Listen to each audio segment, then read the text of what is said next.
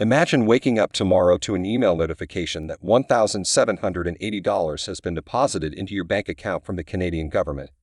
And not just a one-time payment, but recurring every single month for the rest of your retirement years. It almost sounds too good to be true, doesn't it? Well, stick around because in this video, I'll be breaking down the jaw-dropping announcement made by Prime Minister Justin Trudeau that could make this financial dream a reality for millions of Canadian retirees living on fixed incomes. But before we dive into the details, welcome to my channel Seniors Money, where I'm on a mission to help retirees and soon-to-be retirees navigate the often confusing world of retirement finances. My name is Michael, and I'm dedicated to breaking down complex money matters into simple, easy-to-understand advice.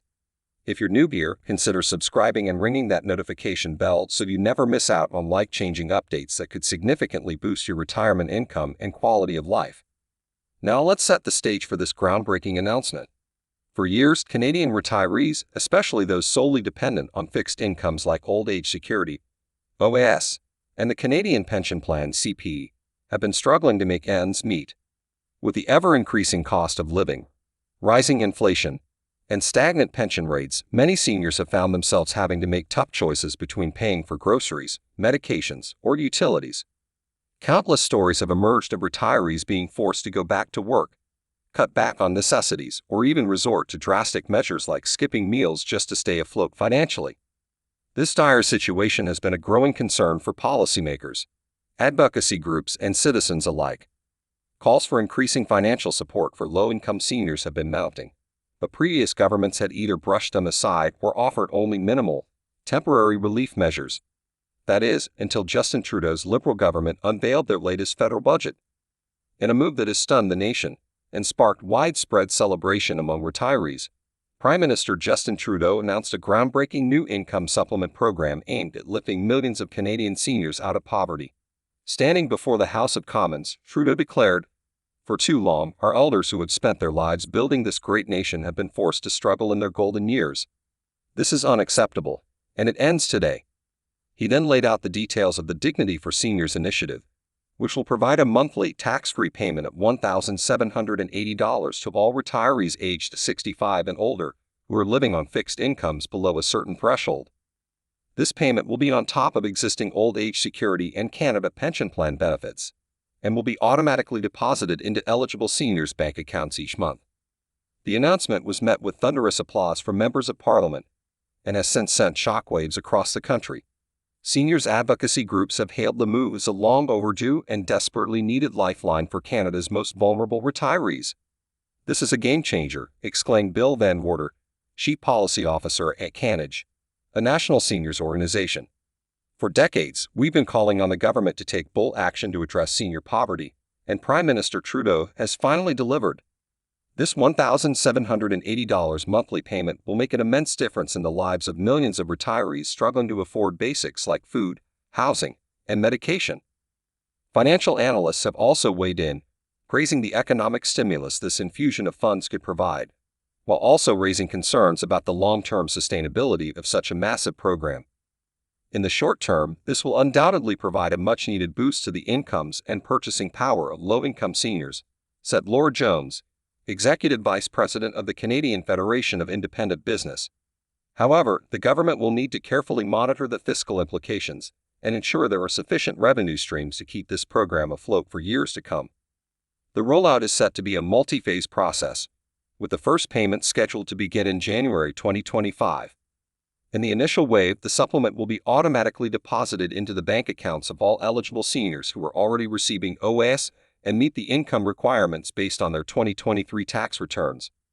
For those who become eligible in subsequent years due to reaching age 65 or experiencing a drop in household income, they will need to apply through a dedicated online portal or by mail. Once their eligibility is verified, they will begin receiving the $1,780 monthly payments retroactive to the start of the calendar year in which they qualified. To ensure the program remains targeted at those most in need, recipients' incomes will be reassessed annually based on their tax returns. If a senior's household income exceeds the threshold in a given year, their payments would be temporarily suspended until their income level drops below the cutoff again. While the Dignity for Seniors initiative has been lauded by many, it has also faced its fair share of criticism and skepticism. One of the main arguments against the program is the sheer cost and potential strain it could put on the federal budget and taxpayers. This is a reckless and unsustainable financial move that will saddle future generations with mountains of debt, argues Pierre Poilievre, leader of the opposition Conservative Party. Instead of throwing billions at a new government handout, we should be focusing on policies that reduce the cost of living, encourage private savings and investment, and strengthen the long-term viability of existing pension programs. Our top priority is ensuring every single qualifying senior is able to access and receive this benefit from the very start, without any unnecessary delays or red tape, stated Seniors Minister Kamal Khera.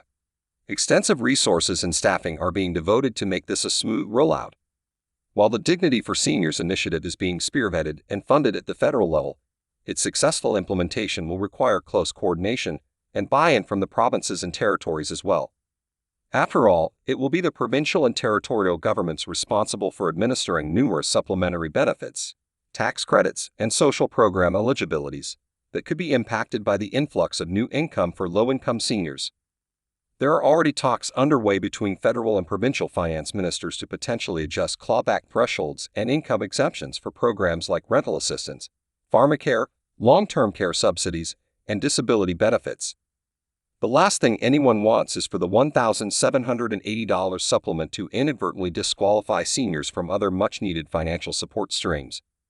We're confident that all levels of government can come together to ensure this new source of retirement income has purely additive positive impacts, without unintentionally undermining existing programs, stated Deputy Prime Minister Chrystia Freeland. An open dialogue and mutual cooperation will be key. Some provinces have also begun exploring potential top-up programs of their own to further bolster the federal benefits for their low-income senior residents. In the face of criticisms about potential misuse or abuse of the $1,780 monthly payments, the government has unveiled robust fraud prevention and auditing measures to ensure taxpayer dollars go exactly where they're intended. All recipients will be subjected to annual income verification checks based on their latest tax returns to confirm they still meet the income eligibility thresholds. Those found to be receiving the supplement while exceeding the income caps could face penalties or be required to repay the funds. Some European countries like the Netherlands and Denmark have explored transitioning towards a straightforward universal basic income for all residents over a certain age, though the high price tags have been barriers to implementation thus far. And in the United States, the Biden administration has voiced support for exploring policies to expand or supplement existing Social Security benefits to help address the nation's looming retirement shortfall.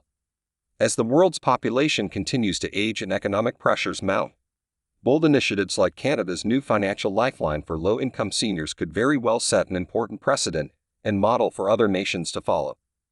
Unsurprisingly, the Dignity for Seniors income supplement has been met with overwhelming praise and enthusiasm from elder advocacy groups and seniors organizations across Canada.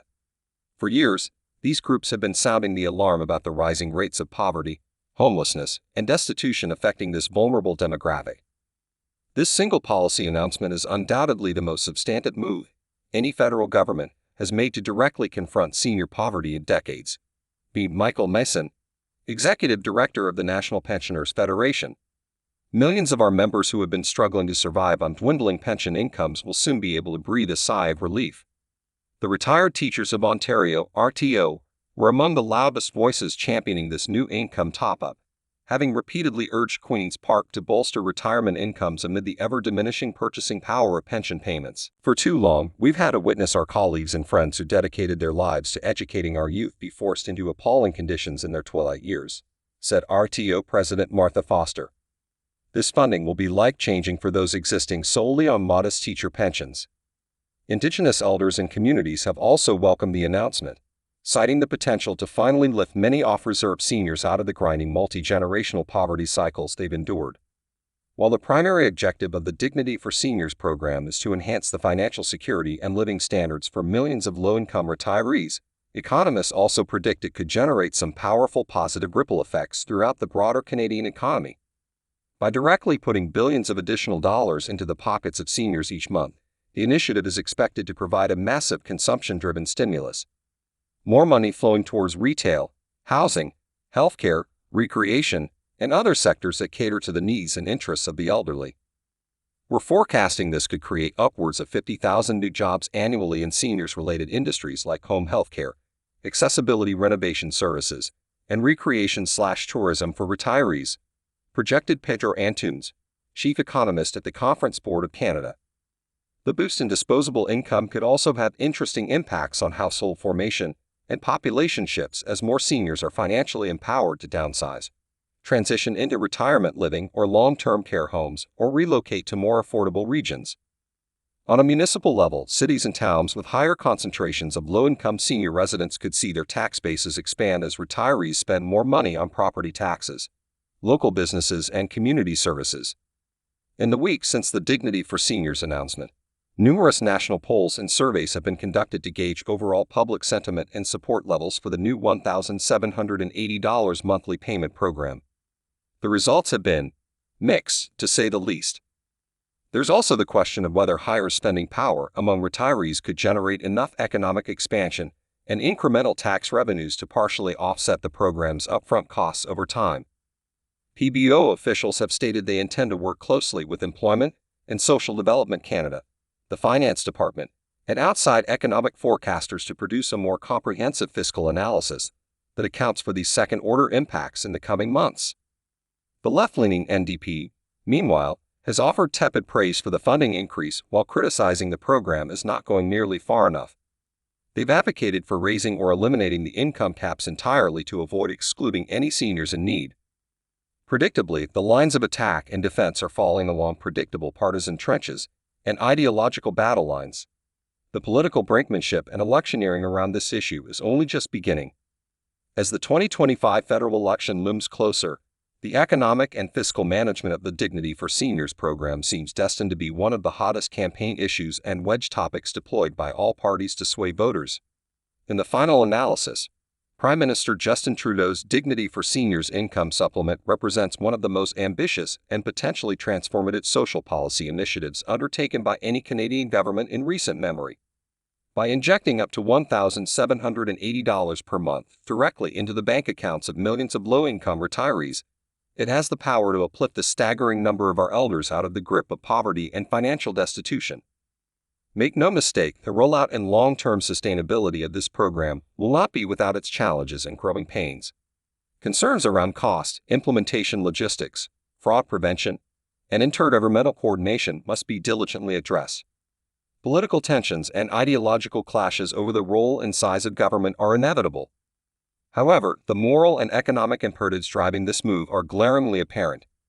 We owe it to the generations who built this nation through hard work and sacrifice to ensure they can age with true dignity, security, and quality of life. The injection of billions into senior spending power also has the potential to be an economic boon, creating new jobs and revitalizing sectors. Only time will tell if the Dignity for Seniors income supplement proves to be as transformational and impactful as its architects intend. But one thing is certain: this initiative represents a pivotal milestone in Canada's evolving social safety net and financial security policies for our aging population. Its successes and failures will be intensely scrutinized domestically and abroad as other nations grapple with their own looming retirement income crisis.